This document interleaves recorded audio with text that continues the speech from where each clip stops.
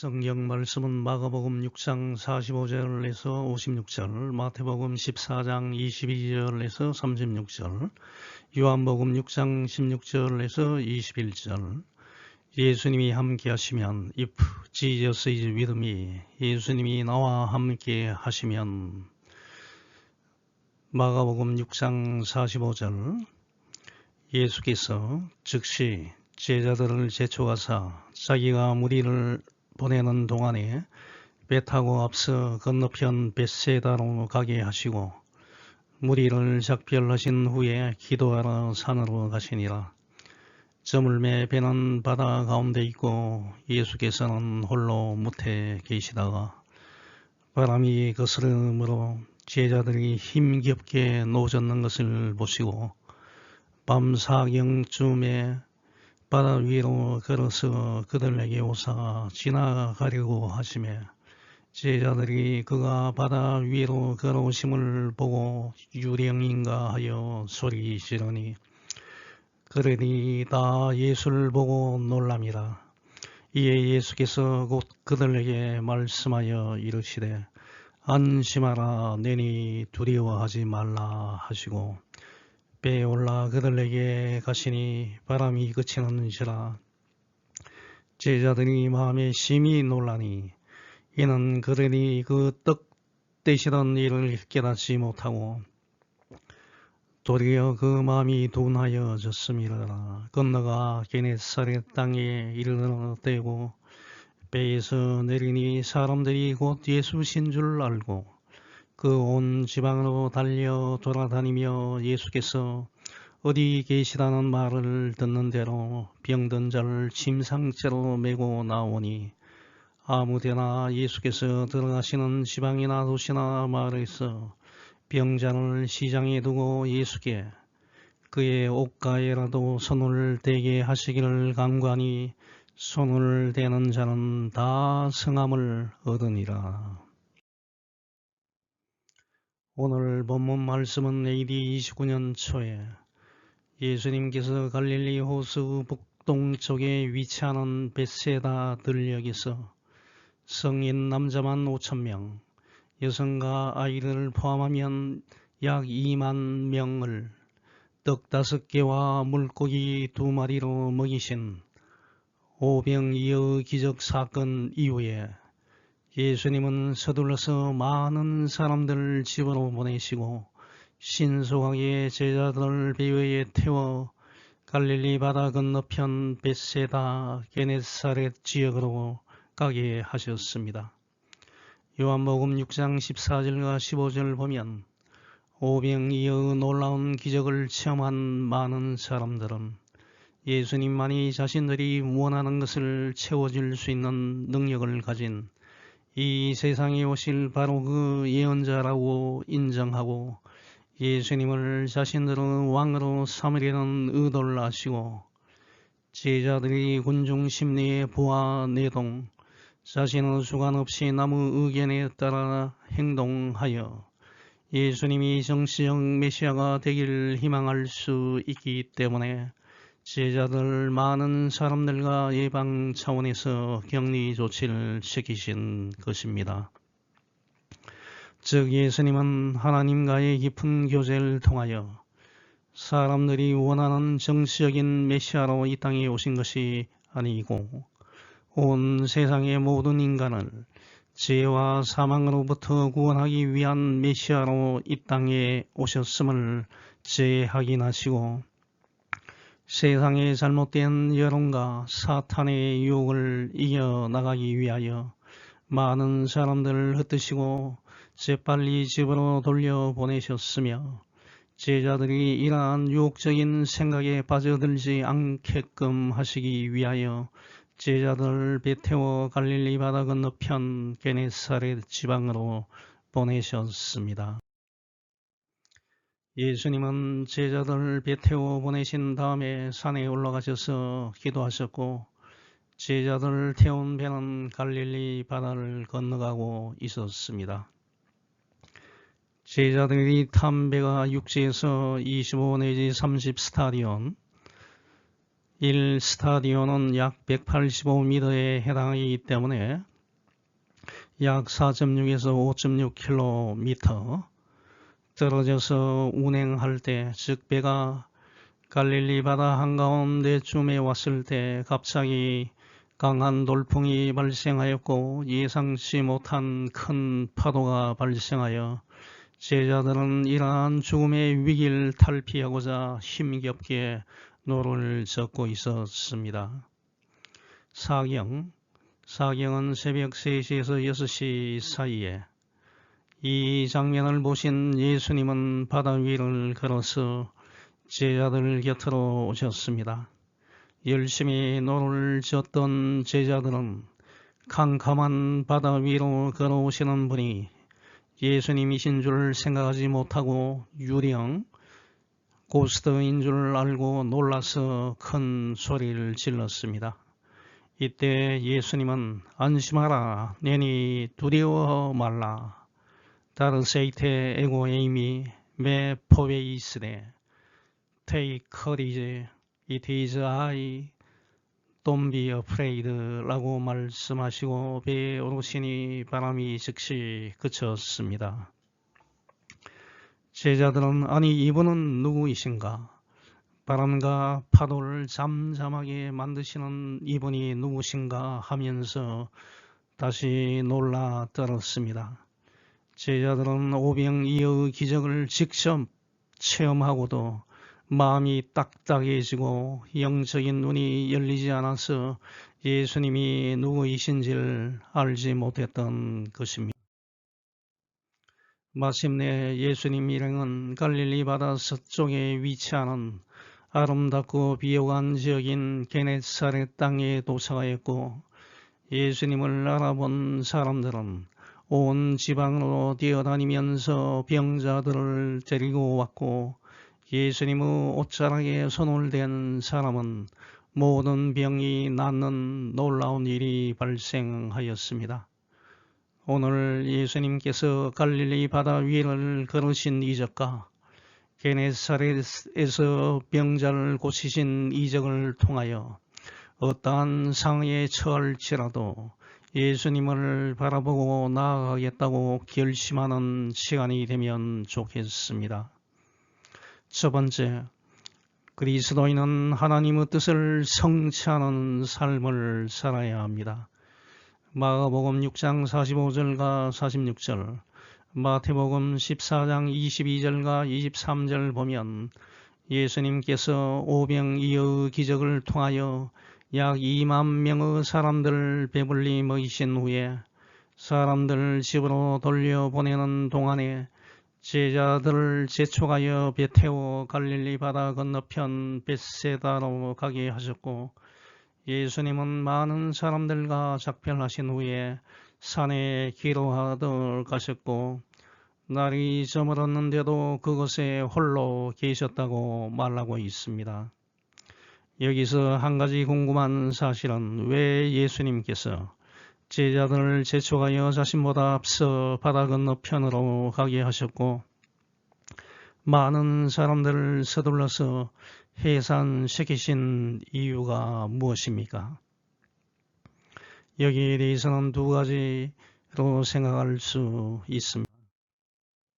첫 번째는 오병이어 기적을 경험한 많은 사람들은 이렇게 능력 있으신 분을 지금까지 본 적이 없고 예수님을 왕으로 삼으면 이스라엘 백성들이 지금 억압을 받고 있는 로마 제국에서 해방될 수 있다고 생각하여 예수님을 왕으로 삼고자 하는 생각을 갖고 있음을 예수님은 미리 간파하셨기 때문에 서둘러서 많은 사람들을 해산시키셨고 여기에 제자들이 같이 동조할까봐 속히 배 태워 보내셨습니다. 두 번째는 예수님은 홀로 남아서 하나님께 기도하고 조용히 자신의 내면 세계를 정리하기 위함이었습니다. 예수님은 성부 하나님과 함께하는 시간을 갖길 원하셨습니다. 이것은 마치 사랑하는 여인들이 자기들만의 시간을 갖길 원하는 것처럼 예수님은 하나님의 뜻을 알고 하나님과 함께하는 시간을 가장 귀한 시간으로 생각하였기 때문입니다. 예수님은 완전한 하나님이시고 완전한 사람이셨기 때문에 자신의 내면 세계가 정리되고 질서가 잡혀 있어야만 세차게 공격해 오는 사탄의 유혹과 도전에 동요되지 않고 이 땅에 오신 자신의 목적을 달성할 수 있습니다. 그러므로 이 세상을 살아가는 그리스도인들도 바쁜 시간 가운데서도 매일 하나님과 함께하는 시간을 만들고 자신만의 조용한 시간을 가지는 것이 반드시 필요합니다. 하나님과 함께하는 시간이라는 것은 하나님의 뜻이 기록되어 있는 성경 말씀을 읽는 시간을 갖는다든지 하나님을 찬양하는 찬송을 부르는 시간을 갖는다든지 조용히 홀로 하나님께 기도하는 시간을 갖는다는 것입니다. 보통 사람들은 바쁜 직장 생활과 가정 생활로 인하여 대부분의 시간을 사람들과 같이 생활하며 보내기 때문에 자신을 되돌아보고 생각하는 혼자만의 시간을 갖지 않습니다. 집에 와서는 대부분의 시간을 TV를 보거나 핸드폰을 들여다보면서 게임을 하고 친구와 문자를 주고받으면서 시간을 보내다 보니 저와 여러분의 내면 세계는 점점 피폐해져 가고 결국은 세상 유혹을 이기지 못하고 이 세상 믿지 않는 사람들과 별반 차이 없는 생활을 하면서 살아가고 있습니다. 하지만 만일 저와 여러분이 진실한 그리스도인이라면 이러한 생활에서 벗어나서 하루에 단 10분만이라도 자신만의 조용한 성찰의 시간을 가지면서 내면 세계를 정리하는 시간을 가져야 합니다. 예수님께서 이 세상의 정치적인 왕으로 군림하기 위하여 오셨습니까? 예수님은 하나님의 뜻을 이루기 위하여 이 땅에 오셨습니다. 죄로 인하여 죽을 수밖에 없는 인간을 불쌍히 여기시고 인간을 살리기 위하여 이 땅에 오신 것입니다.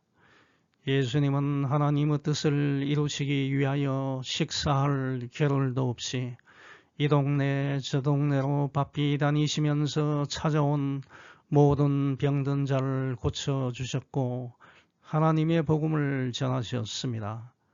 예수님은 어떨 때는 육신적으로 너무 피곤하셔서 풍랑이 몰아치는 배 안에서 편히 주무시기도 하셨습니다. 지금 저와 여러분은 어떻게 시간을 보내고 있습니까? 하나님께서 내게 주신 사명을 감당하기 위하여 최선을 다하고 있습니까? 아니면 그냥 여기가 좋습니다 하고 지금의 자리에 안주하여 편안한 삶을 살고 있습니까? 저와 여러분에게 있어서 진정한 안식은 천국에서 이루어집니다. 이 땅에서는 마지막 순간까지 최선을 다하여 하나님의 뜻을 성취하기 위해 바쁘게 뛰어다녀야 합니다. 바삐 움직이기 전에 먼저 하나님의 뜻이 무엇인지를 알기 위해 하나님과 조용한 교제의 시간이 필요합니다. 이것이 기도입니다.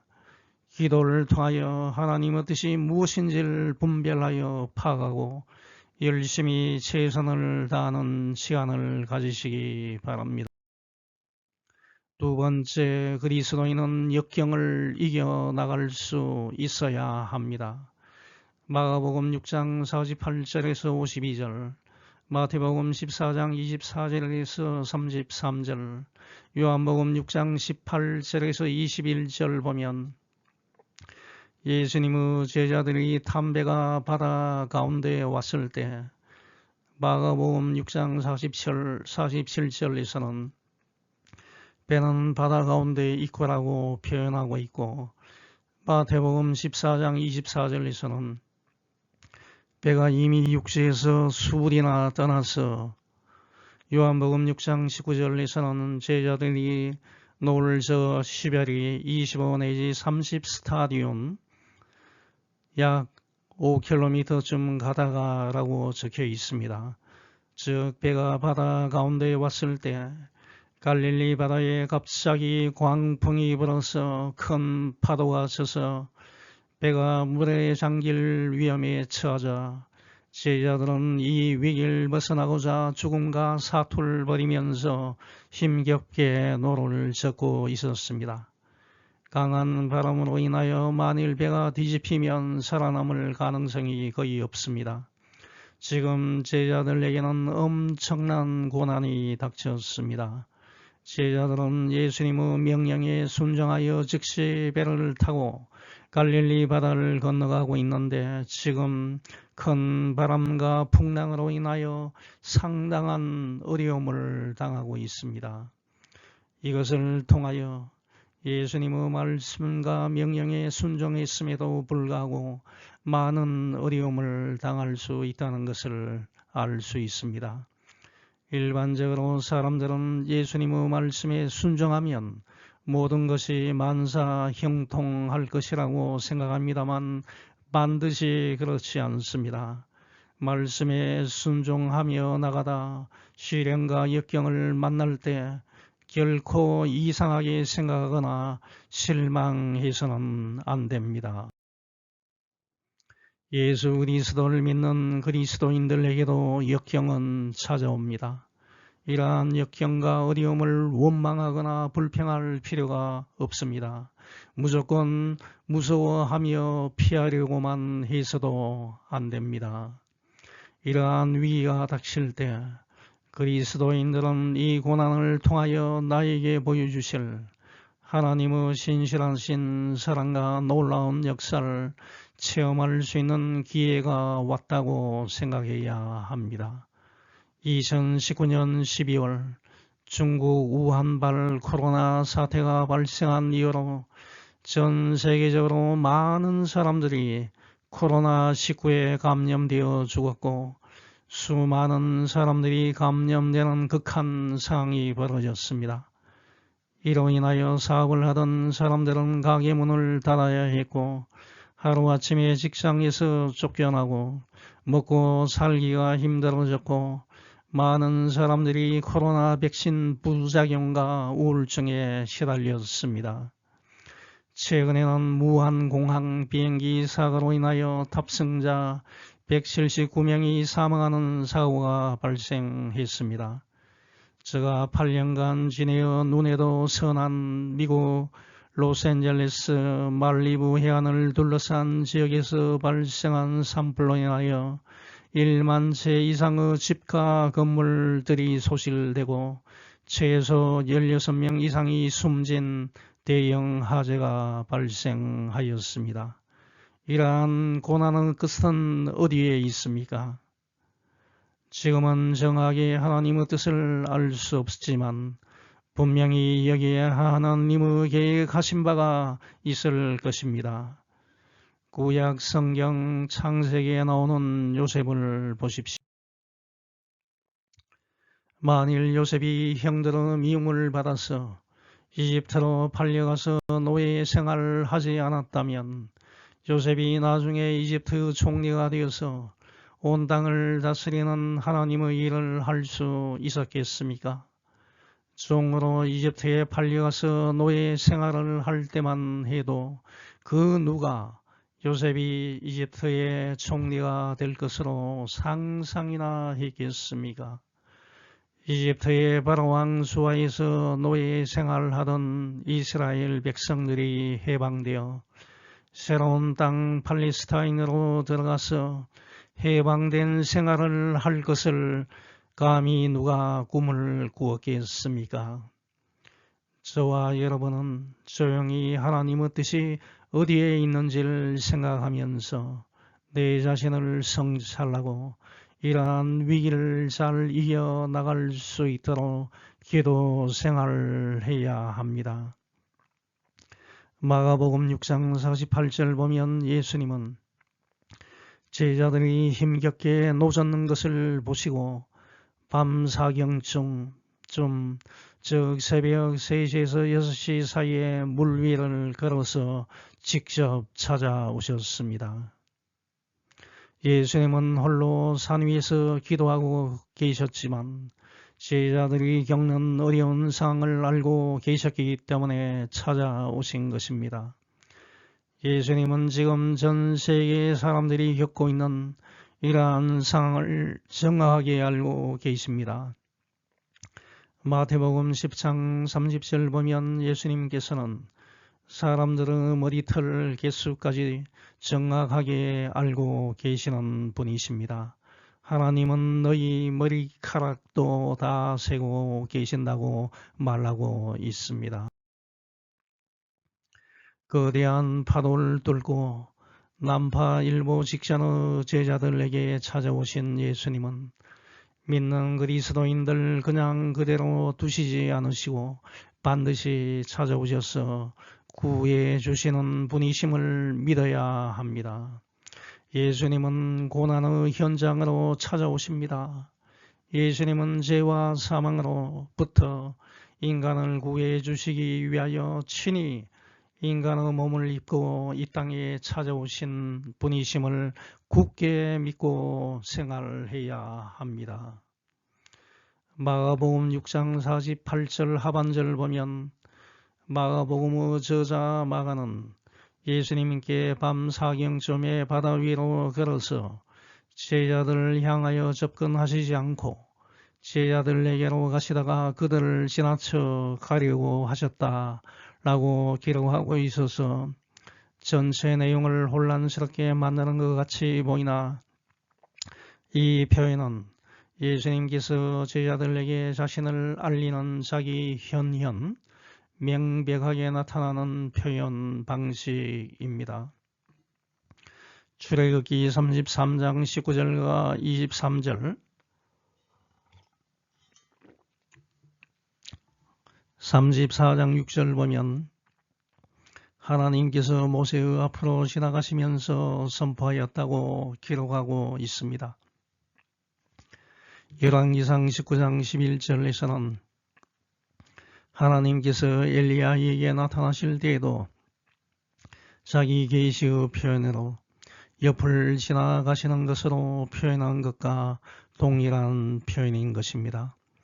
마가복음 6장 49절과 50절 보면 풍랑과 사투를 벌이고 있던 제자들은 사람의 형체를 한 유령 고스트가 사납게 내리치는 풍랑 속에서 바다 위를 걸어오는 상상치 못한 모습을 목격하고서 무서워서 소리를 지르고 야단 법석을 떨었습니다. 그때 예수님은 제자들에게 안심하라 내니 나는 나이다 두려워 말라. 다르세이테 에고 에이미 메 포베이스레 Take courage, it is I, don't be afraid 라고 말씀하셨습니다. 여기서 예수님께서 나는 나이다 라고 하신 말씀은 출애굽기 3장 14절 보면 과거에 하나님께서 모세에게 자신을 소개할 때 나는 스스로 있는 자이다. I am who I am 라고 하신 말씀과 동일합니다. 하나님께서 이집트에서 노예 생활을 하고 있던 이스라엘 백성을 이집트에서 해방시켜 가나안 땅으로 이끌기 위하여 지도자로 삼으신 모세에게 나는 스스로 있는 자이다 라고 자신을 소개하셔서 힘과 용기를 주신 것과 같이 예수님께서는 나는 나이다 라는 동일한 말씀으로 자신을 소개함으로써 큰 풍랑을 만나서 사투를 벌이고 있는 제자들에게 힘과 용기를 주셨고 비록 큰 풍랑이 일고 있으나 두려워하는 것을 즉각적으로 멈추라고 말씀하셨던 것입니다. 이것은 모든 문제를 해결하시는 예수님을 믿으라는 촉구의 말씀이시며 풍랑이 거세게 몰아치는 갈릴리 바다와 같은 거친 이 세상에서 살아갈 때 두려움이 앞서지만 예수님을 믿고 나아갈 때는 그 두려움에서 신속하게 벗어날 수 있다는 확신을 주는 말씀입니다. 마태복음 14장 28절에서 31절 보면 예수님의 수제자인 베드로가 주님, 만일 당신이 주님이시면 나를 물 위로 걸어오라고 하십시오 라고 말하자 예수님께서 오라 라고 말씀하시자 베드로는 용기 있게 배에서 내려 큰 풍랑이 일고 있는 물 위를 걸어서 예수님을 향해 갔습니다. 믿음이란 바로 이런 것입니다. 세상 사람들이 도저히 믿을 수 없는 것을 믿고 그 믿음을 따라 실천하는 것이 믿음입니다.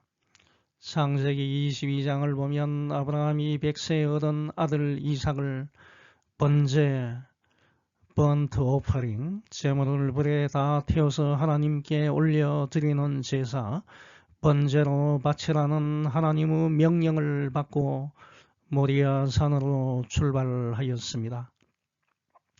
3일 만에 그곳에 도착한 아브라함은 종들에게 너희는 나귀와 함께 여기서 있어라. 내가 아들 이삭과 함께 저기 가서 예배하고 너희에게로 돌아오겠다고 말하였습니다. 히브리서 11장 19절을 보면 아브라함은 하나님께서 죽은 사람들까지 다시 살리실 수 있다고 믿었습니다. 아브라함은 하나님께서 죽은 사람들까지도 다시 살리실 수 있다고 믿었습니다. 말하자면 아브라함은 죽은 사람들 가운데서 이삭을 다시 받은 셈입니다. 즉 아들 이삭을 하나님께 번제로 바칠지라도 생명을 주관하시는 하나님께서 아들 이삭을 다시 살려내실 것을 믿고 있었기 때문에 자신의 아들 이삭을 번제로 바치는 일을 수행했던 것입니다. 인간의 이성으로는 도저히 믿을 수 없는 사실을 아브라함은 믿고 그 믿음을 따라 실천하였을 때 하나님께서는 아브라함의 믿음을 진정한 믿음으로 인정하셨습니다. 히브리서 11장 1절 믿음은 바라는 것들에 대한 실상이며 보이지 않는 것들에 대한 증거라고 말하고 있습니다. 즉 참된 믿음은 바랄 수 없는 것을 바라고 믿을 수 없는 것을 믿고 그 믿음을 구체적인 행동으로 실천하는 것입니다. 가장 어리석은 것은 인간의 이상적인 판단으로 하나님의 능력을 제한하고 하나님의 말씀을 믿지 않는 것입니다. 일부 사람들은 어떻게 예수님이 바다 위를 걸어서 갈 수 있는가? 이것은 도저히 믿을 수 없는 허위 소설이라고 말합니다만 이런 사람들은 예수님이 누구이신지를 알지 못하는 사람들입니다. 예수님은 천지를 창조하시고 천지를 주관하시는 하나님이시기 때문에 인간의 이성적인 판단으로는 불가능해 보이는 일도 하시는 분이십니다. 인간의 지식은 그 끝이 보입니다. 인간의 이성으로 그 모든 것을 판단하려 하지 말고 먼저 하나님이 어떤 분이신지를 분명히 알 때 모든 믿지 않던 것이 믿어지는 일로 바뀌게 되는 것입니다.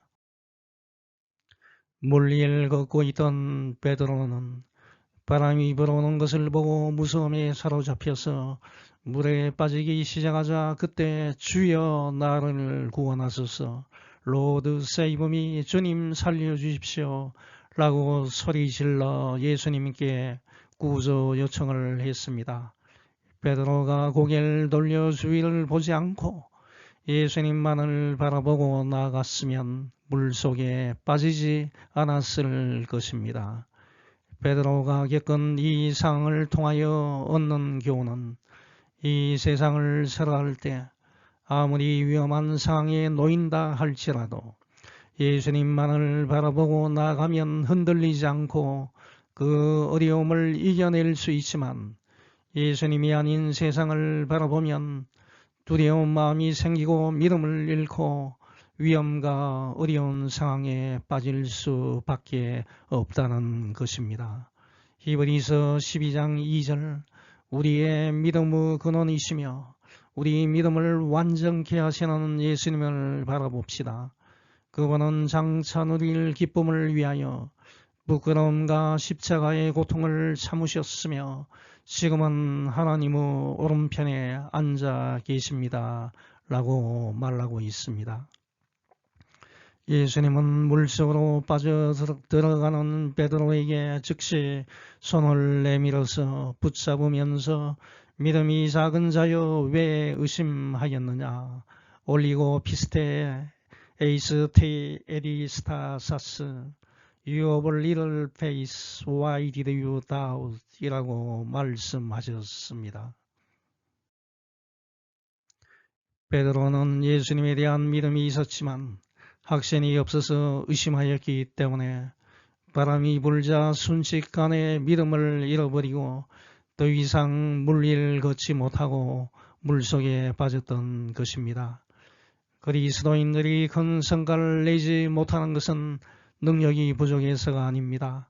믿음이 없어서 하나님을 의심하기 때문입니다. 이집트에서 노예 생활을 하면서 힘들게 살던 소위 1세대 이스라엘 백성들이 지도자 모세의 인도하에 이집트에서 해방되어 가나안 땅으로 가는 도중에 모두 강야에서 죽고 말았습니다. 이러한 일이 발생하게 된 것은 그들이 하나님을 전적으로 믿지 않고 하나님의 능력을 의심하고 불평했기 때문입니다.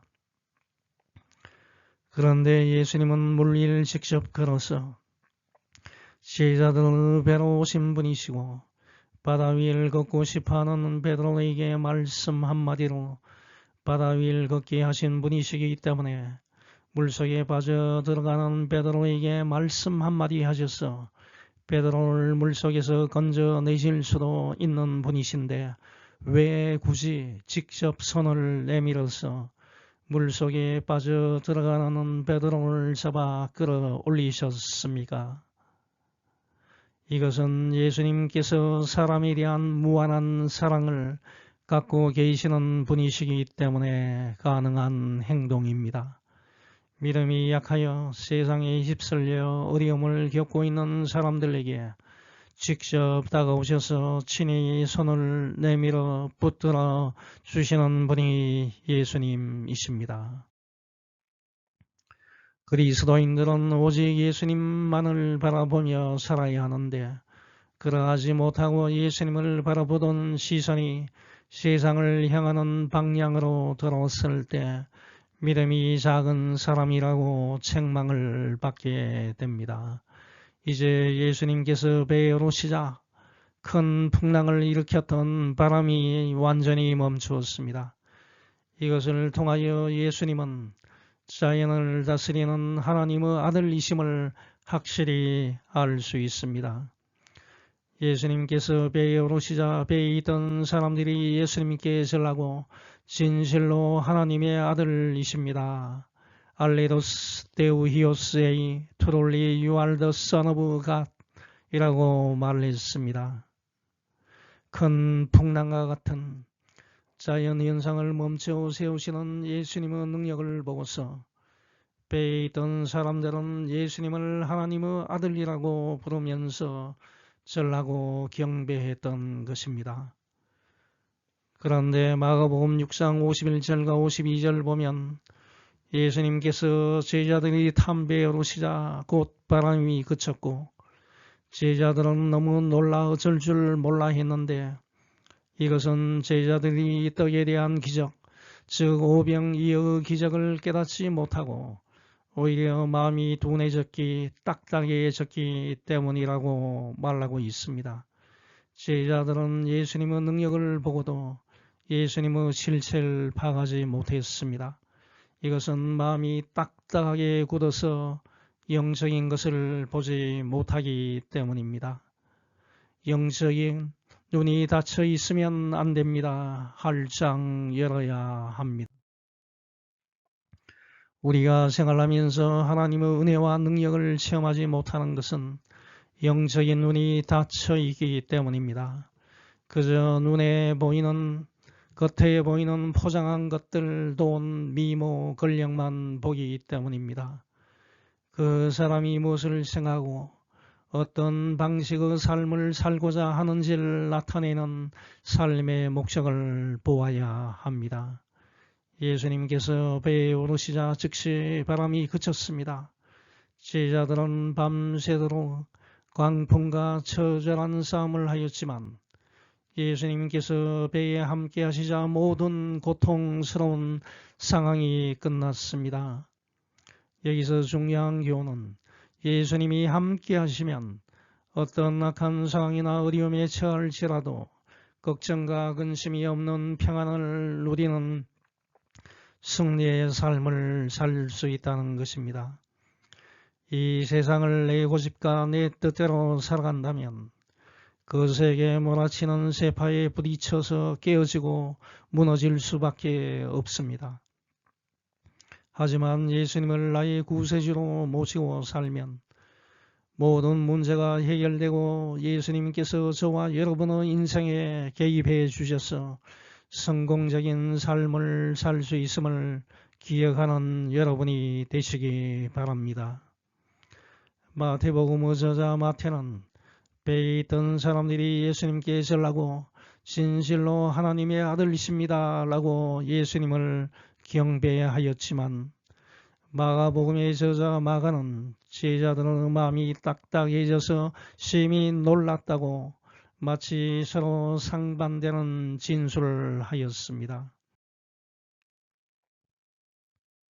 이것을 통하여 알 수 있는 것은 당시 제자들 중에 일부 제자는 예수님께서 물 위를 걸으시고 바람을 잔잔케 하신 이적을 통하여 예수님의 신성을 발견한 사람들도 있지만 일부 제자들은 마음이 둔해져서 단지 놀라기만 했다는 것입니다.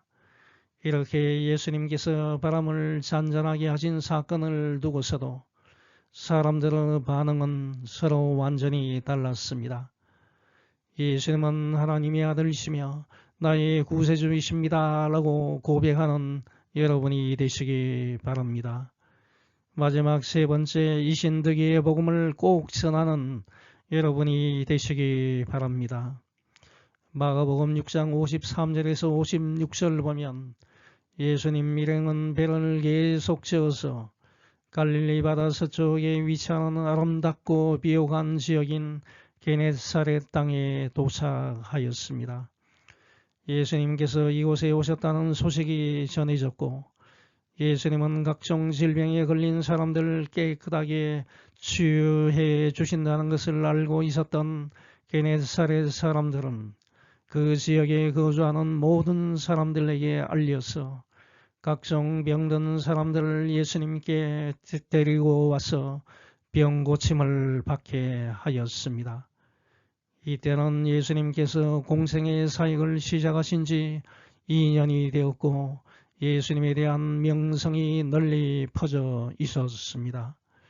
예수님은 사람을 불쌍히 여기시고 육체적 질병을 가진 사람들, 정신적으로 이상이 있는 사람들, 귀신 들린 사람들을 포함하여 이 세상을 살아가는 데 있어서 어려움을 가지고 있는 모든 사람들 대상으로 사역을 하고 있었습니다.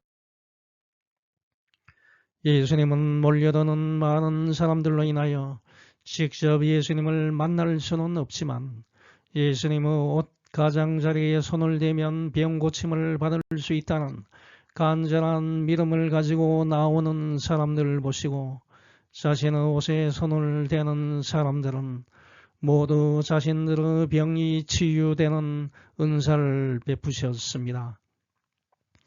이렇게 많은 병자들이 고침을 받을 수 있었던 것은 자신들에게 오신 예수님을 알아보고 예수님이 이곳에 오셨다는 소식을 그 지방 사람들에게 전한 사람들이 있었기 때문에 가능한 것이었습니다. 로마서 10장 17절. 그러므로 믿음은 들음에서 나며 들음은 그리스도 말씀으로 말미암는다고 말하고 있습니다. Consequently, faith comes from hearing the message, and the message is heard through the word of Christ 라고 말하고 있습니다. 믿음은 성경 말씀을 읽고 듣고 기도하는 시간을 가질 때 생겨납니다.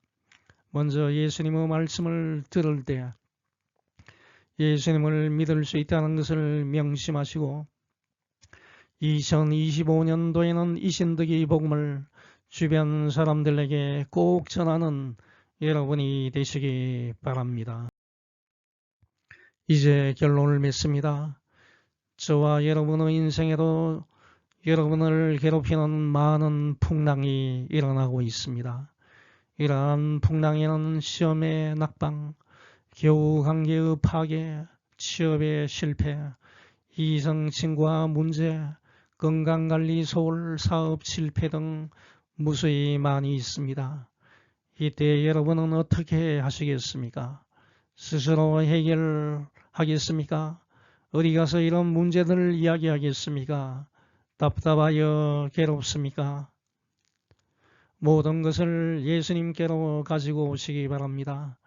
인생의 풍랑을 잠잠하게 해주시고 해결시켜 주시는 분은 예수님밖에 없습니다. 마태복음 11장 28절에서 30절은 말하고 있습니다. 수고하고 무거운 짐을 진 사람들아 다 내게로 오라. 내가 너희를 쉬게 하겠다. 나는 마음이 온유하고 겸손하다. 내 멍에를 메고 내게 배우라. 그러면 너희 영혼이 쉼을 얻을 것이다. 내 멍에는 맥이 쉽고 내 짐은 가볍다고 예수님은 말씀하셨습니다. 인생의 풍랑을 해결해 주시는 분은 예수님밖에 없습니다. 예수님을 찾고 예수님의 도움을 받으시는 여러분이 되시길 축원합니다. 아멘. 하늘에 계신 하나님 아버지, 예수님이 함께 하시면 모든 우리에게 닥치는 힘든 상황을 돌파할 수 있음을 우리가 알게 되었습니다. 이 세상을 살게는 여러 가지 어려움이 많습니다. 날마다 닥치는 것이 이와 같이 힘든 역경입니다. 하지만 우리가 예수님을 나의 구세주로 믿고 나아갈 때 우리는 이와 같은 것을 이길 수 있습니다. 예수님을 나의 구세주로 믿고 이 예수님을 믿으면 영원한 생명을 얻는다는 이 신득의 복음을 2025년도에는 꼭 주변 사람들에게 만나는 사람들에게 전할 수 있는 우리 모두가 되게 해 주시옵소서. 모든 말씀 예수님 이름으로 기도합니다. 아멘.